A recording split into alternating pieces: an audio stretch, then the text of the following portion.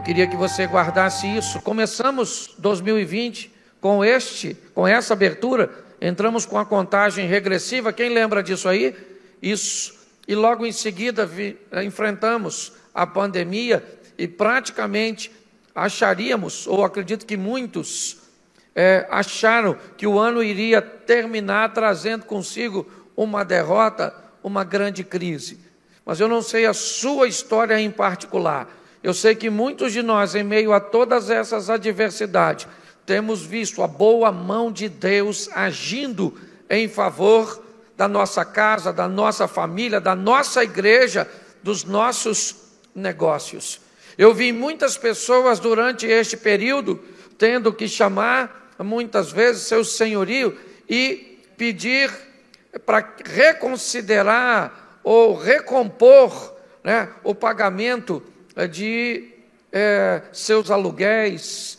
Graças a Deus, a nossa igreja não precisou de fazer isso.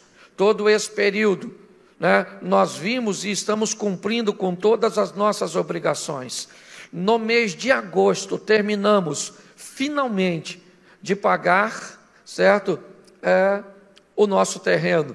Ou seja, para nós é um grande milagre, ok? Ver um terreno de 1.600.000 no final, na somatória dos dois terrenos, foi o que nós já pagamos. Começamos pagando prestações de R$45 mil por mês. Terminamos a última prestação, porque nesse segundo momento a prestação passou a ser R$50 mil por mês. E agora em agosto, dia 20 de agosto, nós vamos cumprir a nossa última obrigação e provavelmente em setembro já começaremos lá a mexer na estrutura do nosso terreno, porque daqui uns dias vamos estar lá para a honra e glória do nome do Senhor. Nesse ambiente aparentemente de caos, estamos vendo muitas famílias serem restauradas, casamentos serem transformados nesse ambiente.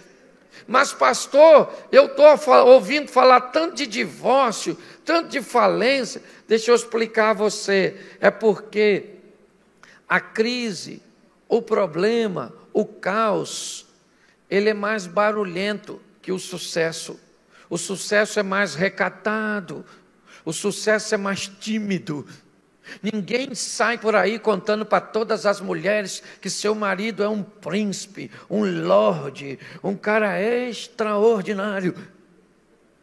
Mas as pessoas saem por aí dizendo: meu marido é um cavalo, é um aperte, é um troço ruim. Porque o fracasso, ele é mais barulhento que o sucesso. Provavelmente, se essa semana você conseguiu ganhar R$100 mil, você contou para poucos ou para quase ninguém. Mas se tu perdeu R$50, tu já deve ter contado: rapaz, perdi R$50, não sei onde foi. Esse dia eu pedi 700. Eu vou falar para você, como diz meu irmão Eliezer, o inimigo está furioso. Mas eu contei para muita gente que eu perdi os 700. Mas quando a gente ganha, normalmente a gente não conta para muitos, porque o sucesso. Então, eu sei que muitos lares têm sido grandemente abençoados, que nós temos vivido o melhor de Deus e estamos reconhecendo Deus na nossa vida, nos nossos negócios, no nosso casamento, amém? E na nossa igreja. Posso ouvir um amém? Amém. Então, nós estamos aí, começamos agora em junho, a retomada como se fosse o início do ano, trazendo um Deus que precisamos reconhecer na nossa vida, na nossa história, porque Ele tem sido fiel e nós somos mais do que vencedores. O ano ainda não terminou e será o melhor ano da sua empresa, será o melhor ano do seu casamento, será o melhor ano dos seus negócios, amém? O tema central é o ano do reconhecimento. Mas entendemos que para que possamos reconhecer alguma coisa, precisamos primeiro conhecer, ter conhecimento, o que nos move a entender que quando eu conheço, eu me torno íntimo, eu consigo descobrir através do conhecimento aquilo que a outra pessoa gosta, como essa pessoa gosta de ser tratada, como ela gosta que se comporte perto dela. E nós estamos tratando isso, falando, do nosso Deus. Então, nosso propósito nessas mensagens de junho é criar esse ambiente de intimidade, é fazer com que a igreja saiba como Deus deseja que nos comportemos. E eu quero fazer uma reflexão hoje com vocês aqui sobre um grupo de pessoas que se achavam ou achavam que conheciam a Deus. É muito importante entendermos que a palavra de Deus, ela nos aproxima de Deus, é verdade. Mas conhecer a palavra por si só não nos remete a termos um conhecimento de Deus. O conhecimento de Deus, ele se instaura, ele se realiza quando o conhecedor das Escrituras se torna praticante daquilo que conhece. O conhecedor do poder de Deus se torna praticante, seu estilo de vida, sua maneira de se comportar, de agir, é algo que demonstra de forma enfática que Deus está na vida dele. Conhecer apenas as Escrituras e ter o conhecimento dos textos bíblicos, ser capaz de citá-los, não nos torna por si só praticante. Então, eu quero pegar um exemplo, eu vou pegar um capítulo inteiro, e por incrível que pareça, são 41 versículos, mas eu vou conversar com vocês em apenas 35 minutos. Eu queria que você abrisse a sua Bíblia, todos que têm, se ela está aí de forma, no papel, se ela está no seu smartphone, mas é muito importante você, se você tem, pastor, eu tenho meu smartphone, mas não tenho a Bíblia aqui nele, baixe o aplicativo da igreja, certo? E no aplicativo da igreja, você vai acessar a Bíblia e vai, eu queria que você pegasse esse texto e depois fosse para casa, tá? Conversando com ele, tendo a oportunidade. Se você, pastor, eu não trouxe Bíblia, estou sem o smartphone, anote aí nas suas notas o texto que será lido, e quando você chegar em casa, você dê uma olhada. Eu vou ler só o início, alguns versículos, e vamos compartilhar a história. João, capítulo 9, coloca para mim aí na tela, por favor. João, capítulo 9, verso 1. João 9:1, estou escutando uns barulhinhos ainda, vou esperar a turma achar quem está aí marcando na sua Bíblia. João 9:1, amém? Glória a Deus. E passando Jesus, viu um homem cego de nascença, e os seus discípulos lhe perguntaram, dizendo: Rabi, quem pecou, este ou seus pais, para que nascesse cego? Jesus respondeu: nem ele pecou, nem seus pais, mas foi assim para que se manifeste nele as obras de Deus. Convém que eu faça as obras daquele que me enviou enquanto é dia, a noite vem, quando ninguém pode trabalhar. Enquanto estou no mundo, sou a luz do mundo. E tendo dito isto, cuspiu na terra, e com a saliva fez lodo e untou os olhos do cego. E disse-lhe: vai e lava-te no tanque de Siloé, que significa enviado. Foi, pois, e lavou-se, e voltou vendo.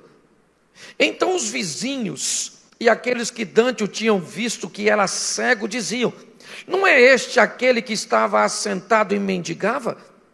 Uns diziam: é este, e outros: parece com ele. Ele dizia: sou eu. Diziam-lhe, pois: como se te abriram os olhos? Ele respondeu e disse-lhe: o homem chamado Jesus fez lodo, untou-me os olhos e disse-me: vai ao tanque de Siloé e lava-te. Então fui E lavei-me e vi. E disseram-lhe, pois, onde está ele? Respondeu, não sei. Feche os seus olhos. Senhor nosso Deus e Pai, em nome de Jesus, continua falando conosco e usa-me como um canal de bênção. Em nome de Jesus. Amém. Glória a Deus. Amém? Eu quero te dar algumas direções para que possamos entender este processo que estamos inseridos, o processo da fé. É muito importante entendermos que a caminhada de fé, ela não é uma prova de velocidade. Ela não é uma prova de explosão. Ela é uma prova de resistência. A caminhada de fé não é aquilo que se resolve num culto, que se resolve num dia, que se resolve num momento. A experiência com Deus não é aquilo que transborda, né, em apenas um momento. Sempre será algo diário. Sempre será em doses, de uma forma gradativa, de uma forma saudável, salutar, crescente. É importante entendermos isso. Se nós acharmos que a nossa experiência de hoje com Deus vai funcionar para o restante da nossa vida, nós estamos muito enganados, porque muitos de nós já obtivemos experiências extraordinárias e quando enfrentamos, às vezes, algumas dificuldades minúsculas comparadas com outras vitórias que tivemos, ficamos extremamente debilitados, fomos muito atingidos por algo tão pequenino.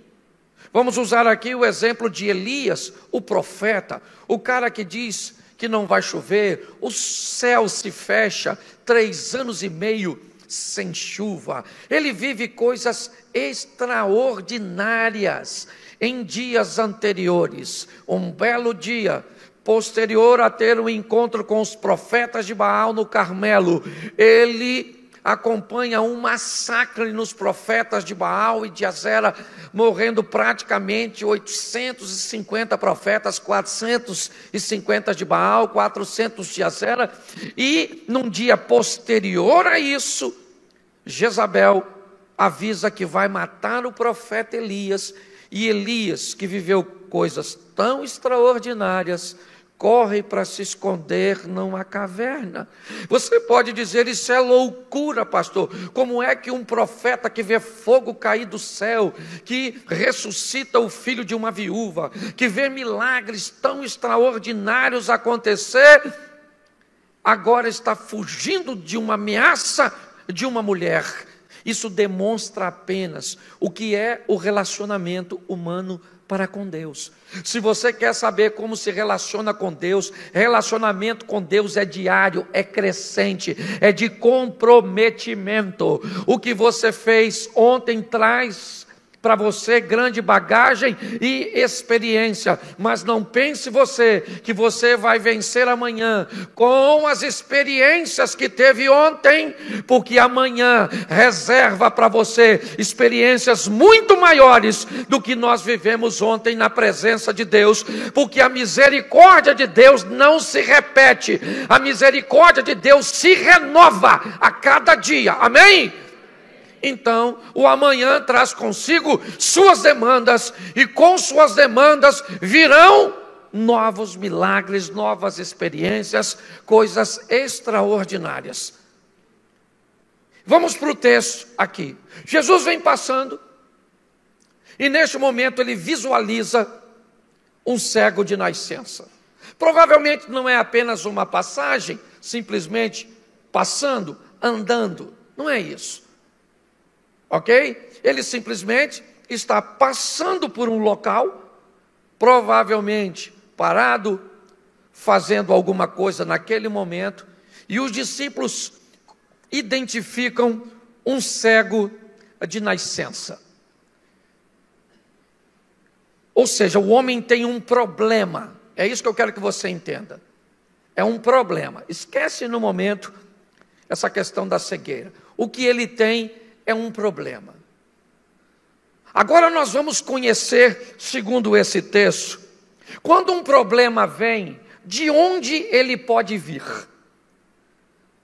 Aqui nós vamos receber 3 direções na avaliação, geral. Os discípulos olham para este homem e diz para Jesus: quem pecou? Note que quem está fazendo a pergunta são os discípulos. É a turma que anda com Jesus já há um tempo. Apesar de andar com Jesus um período, eles já aprenderam que quando se anda com Jesus, cada dia traz consigo suas lições. E por mais absurdas, por mais ignorantes que pareçam a pergunta dos discípulos, é importante entendermos que tudo isso se transformará num conteúdo, num material para que eles usem quando Jesus não estiverem mais com ele. Então eles olham e, pautado nos ensinamentos de base que eles têm, ao identificar alguém que tem um problema crônico de nascença, o que eles aprenderam é que problemas têm origem em pecados. E o mais legal é que Jesus não vai dizer que eles estão errados. Eles simplesmente abordam Jesus ao olhar um indivíduo com um problema e diz: nós gostaríamos de saber quem pecou para que isso acontecesse, ele ou seus pais. Deus está nos oferecendo um conhecimento a respeito das coisas que vêm contra nós. Elas podem ser reflexos de nossos erros, pecados, aquilo que nós fazemos, como ela pode ser fruto de erros de terceiros. É essa a direção. Se você olhar hoje o que você está enfrentando, você pode fazer uma avaliação e descobrir que não foi você que causou, foi seu sócio. Que não foi você que causou, foi sua esposa. Que não foi você que causou, foi sua mãe. Que não foi você que causou, foi uma terceira pessoa. Quando nós olhamos para isso, esse é um excelente conhecimento para entendermos o que está acontecendo conosco agora. Preste atenção. Vamos pegar a passagem de Jonas, pois aqui temos 2 problemas seríssimos. Primeiro, o capitão do navio vai ver seu navio afundar.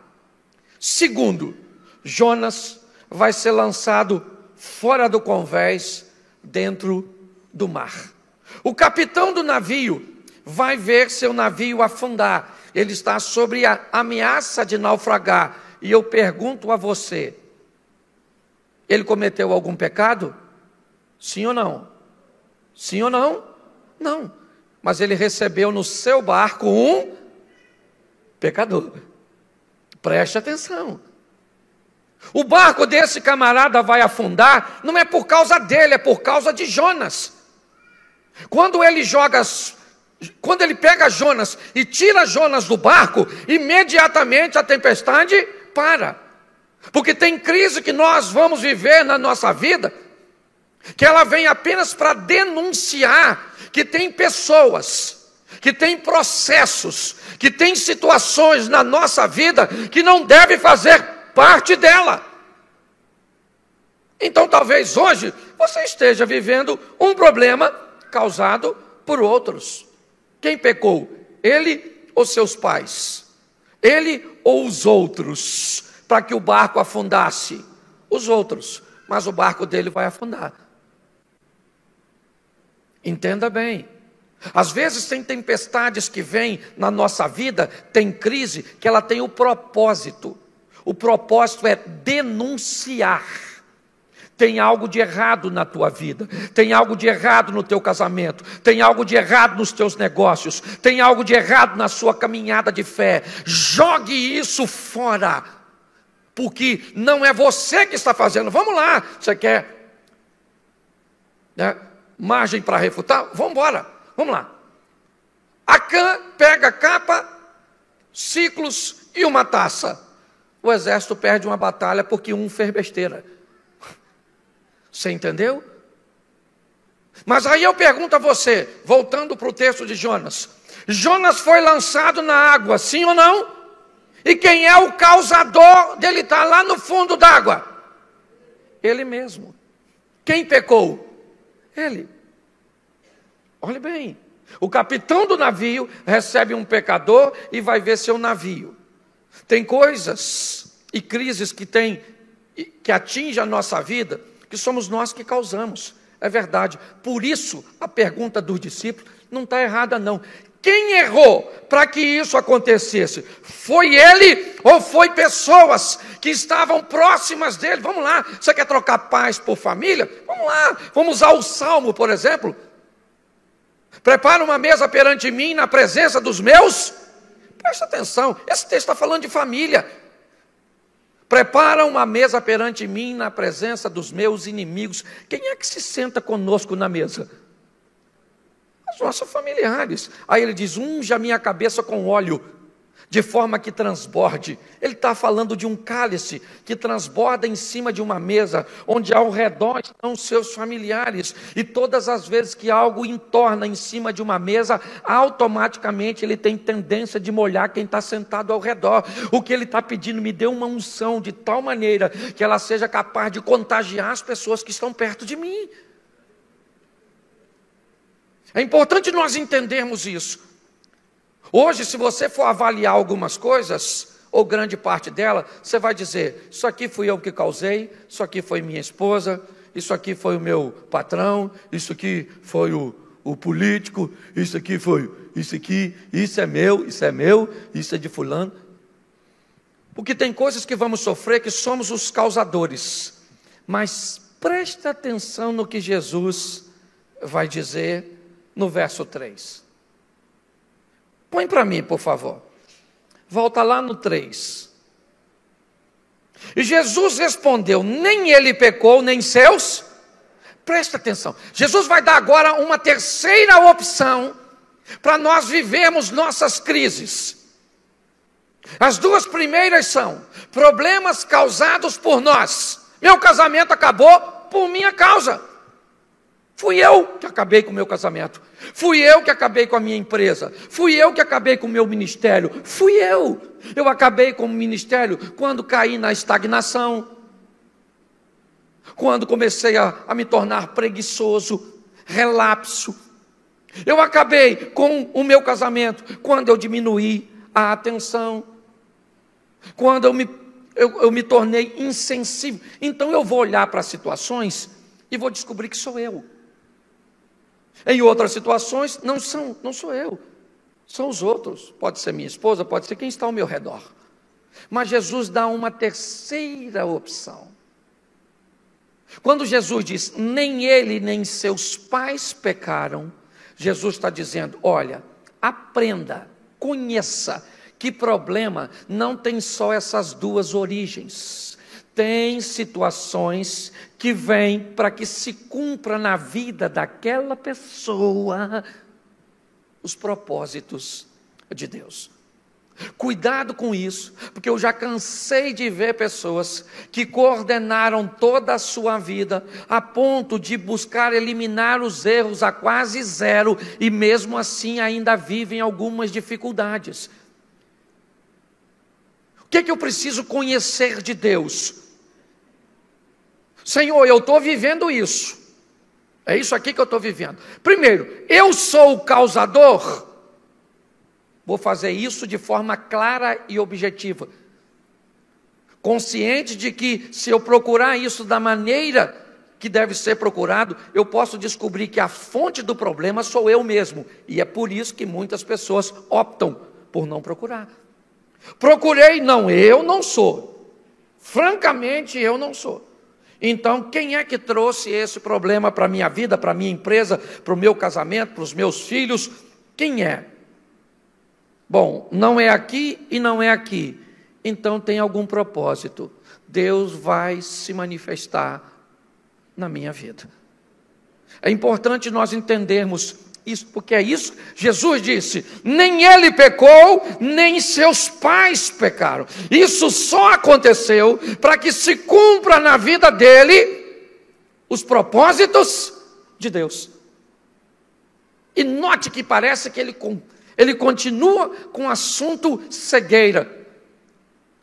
Porque o verso seguinte, ele diz assim: convém que eu faça as obras daquele que me enviou enquanto é dia, porque a noite vem quando ninguém pode trabalhar. Verso 5 ele permanece: quando eu estou no mundo, eu sou a luz do mundo. Note que a questão ainda é cegueira.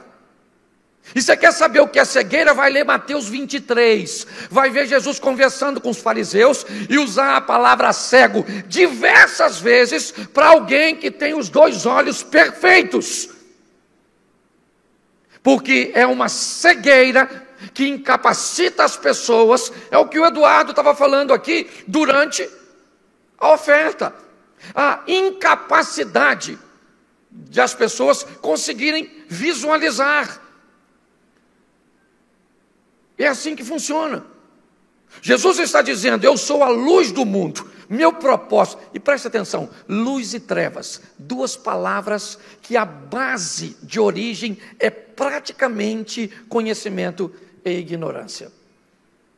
Se você for olhar um pouquinho mais a fundo, a palavra é escuridão, trevas, que se resume à cegueira. Na verdade, ela traz consigo a ideia de ignorância, de ausência de conhecimento. Todas as vezes que você vê a palavra luz, certo? Ela traz consigo o poder da visão, as coisas que ficam às claras, que são colocadas diante dos olhos, mas que também traz consigo a palavra conhecimento. Ou seja, a grande guerra nesse ambiente que nós estamos, nesse processo que enfrentamos, ela é pautada sobre o seguinte ponto: a guerra é entre luz e trevas, conhecimento e ignorância. É assim que funciona. Quando nós olhamos, é isso que Jesus está dizendo. Vocês querem conhecer o que vocês estão enfrentando nessa vida? Descubra que coisas boas ou ruins podem ter três fontes. Uma, suas ações. Duas, as ações dos outros. Três, as ações de Deus. É assim que funciona. Nada melhor do que a graça para descrever algo positivo para nós que não merecemos. Uma ação de Deus que vai me trazer bem, mesmo que eu não mereça. Mas agora é que é interessante.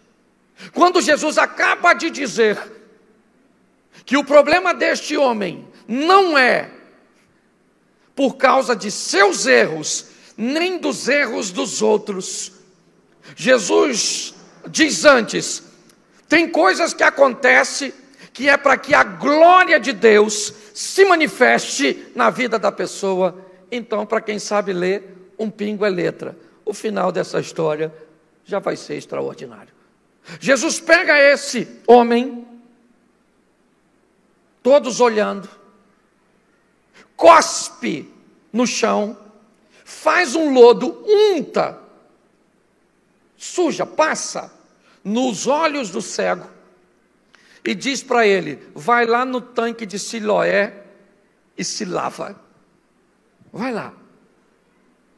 E ele vai embora para o tanque de Siloé se lavar. Não podia se lavar em outro lugar, sim ou não? Sim ou não? Sim ou não? E por que Jesus mandou ele no tanque de Siloé? Para pensar. Olha só, Jesus disse para ele: olha, querido, sujei seus olhos. Aliás, eu fiquei... O camarada cego, Jesus falando, e ele lá quietinho. E Jesus cospe, faz o lodo, coloca e diz: vai lavar no tanque de Siloé. E ele vai embora. Como ele chegou lá? Eu não sei. Será que ele pediu alguém para ajudá-lo? Eu vi uma frase uma vez nesse púlpito aqui, que disse uma coisa eu nunca esqueci: quem quer dá um jeito, quem não quer dá desculpa. Essa é uma grande verdade. Se você quiser, você vai dar o seu jeito. Se você não quiser, você vai dar a sua desculpa. Não, pastor, não dá, pastor, não dá. Então não vai dar. Ele deu um jeito, foi lá e lavou. Quando ele lavou, o que aconteceu? O que aconteceu, igreja? Ele estava enxergando. Betsaida é a cidade. Às vezes nós avaliamos as cidades, né, como se fosse nos dias atuais, mas uma pequena cidade, um lugarejo, sabe? Um ambiente onde as pessoas se conheciam facilmente pelo pequeno grupo que fazia parte. Ele sai do tanque de Siloé e me parece que está no caminho de sua residência. E ele começa a encontrar com alguns vizinhos, e aí é que é um barato. Quando os vizinhos olham para o cara, há uma confusão mental. Por quê? Porque ele é o mesmo cara, sim ou não? Sim ou não? Só que agora ele não é mais. E aí, meu irmão? Aí é que o negócio, numa linguagem bem carioca, o bagulho fica doido. Ué, mas... Ih! Olha lá, aquele maluco não é o maluco lá da... O cara que... Não é aquele cara lá? Igualzinho ele, hein? Não, eu acho que é ele. É ele, não é ele. Ô, gente, deixa eu falar uma coisa para você. A coisa mais maravilhosa de um culto, de um encontro com Jesus, é mandar alguém de volta que os outros não conseguem conhecer mais direito. Quando tu chega em casa que tua mulher fala, tá vindo de onde, irmão? Tu não é assim. Não tô te conhecendo. Mão na cabeça, encosta na parede, o que você fez? É o maior barato quando você chega no trabalho, quando você chega na faculdade, quando você encontra com o seu namorado depois de sair com um culto desse. E ele vem com aquelas mãos que parece polvo. E você diz, querido, vim de um culto. Isso aí, da extrema xiita. Ou põe essa mão no bolso, ou fica sem ela. Sim. Eu acho maior barato quando alguém fala assim, né, a respeito de alguém. Rapaz, fulano mudou, rapaz. Aquela menina lá, diferente. Todo mundo pegava. Agora ninguém mais pega. Aquele camarada lá bebia todo, irmão. Hoje não paga nem para ninguém. Para mim isso é extraordinário, sabe? Porque quando Jesus encontra com a gente, não tem esse negócio de voltar do mesmo jeito. Aconteceu alguma coisa, o cara veio voltando, imagine ele voltando, tranquilão. E aí, irmão, beleza? Quem é você? Não te conheço. Era cego. Quando os vizinhos viram, sabe o que os vizinhos falou? É ele, não é. Ele falou, rapaz, sou eu! Sou eu! Eu mesmo, eu. O ex. Alguém falou, irmão, como é que tu está vendo? Ele falou, aí é que é maneiro, então eu vou falar. Estava eu lá, chegou um camarada chamado Jesus, já ouviu falar? Conhece? Pois é, o Jesus, os caras falando, quem pecou? Ele, ficou aquela palhaçada. Ele falou, nem ele, nem os pais dele, eu sou a luz do mundo, cuspiu, tudo bem que cuspiu, sujou eu, mandou lavar, estou vendo, irmão. Alguém falou, sério? Esse negócio está muito certo, não. Ou se tem uma coisa que incomoda os outros, é o milagre que Deus vai fazer na sua vida. Quando começa a acontecer uns troços extraordinários, sempre tem um miserável que quer saber por quê, investigar o seu milagre, para ver se tu merece, para ver se dá para reverter. Tem gente que queria, você era endemoniado? Não pode, o demônio saiu? Volta. Você... Tem gente... Começaram a perguntar como é... Ele falou, rapaz, falou com você, o cara lá, o Jesus, ele botou água, mandou lavar lá no tanque de Siloé. Primeiro ele fez um lodo. Olha que coisa extraordinária. Primeiro ele fez um lodo, sujou meus olhos, e eu saí da presença dele cego. Cheguei no tanque de Siloé, cego. Quando me lavei no tanque de Siloé, meus olhos se abriram. Olha só. Isso dá margem para entender que Jesus não fez nada por ele, que poderia ser uma combinação. Por que não querer comparar o tanque de Siloé com Betesda?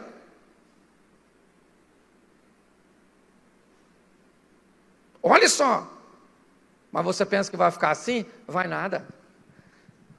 A lição é muito maior do que curar um cego. É tentar tirar a cegueira dos olhos daqueles que pensam que vê. Esse é o grande desafio. Quando eles aprendem essa lição, o que é que eles fazem? Pega o camarada e diz: vamos na sinagoga agora. Vamos lá, porque isso precisa ser esclarecido. E agora ele entra na sinagoga. Agora ele pode entrar. E quando ele entra, o problema está instaurado, porque as pessoas dizem: olha, esse camarada, ele era cego. E ele era um cego de nascença. E agora ele está enxergando. E aí os fariseus tomam ele e dizem: o que aconteceu com você? Ele falou: Jesus Cristo, Jesus. Ele fez um rolo, passou nos meus olhos, me mandou lavar no tanque de Siloé, e eu estou vendo. Aí o problema ficou pior. Se você acha que já era difícil para os discípulos entender o que estava acontecendo, imagine os fariseus presos às suas religiosidades, encarcerados, que essa é a grande verdade, aprisionados, cegos, porque no final Jesus vai dizer isso, no verso 41 desse texto.